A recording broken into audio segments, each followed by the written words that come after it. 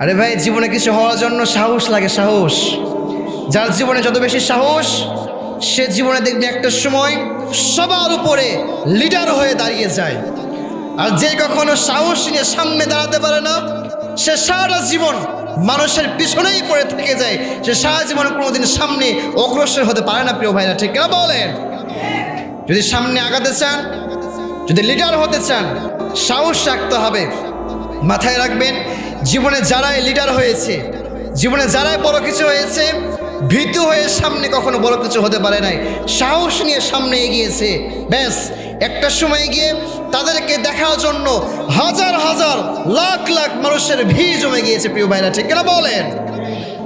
সাহস লাগবে, সাহস লাগবে। আল্লাহ সবাইকে ওমর ফারুক রাদিয়াল্লাহু তাআলা আনহু এর মতো সাহসী যুবক হিসেবে কবুল আর মঞ্জুর করুক। সবাই পড়ছি আমিন।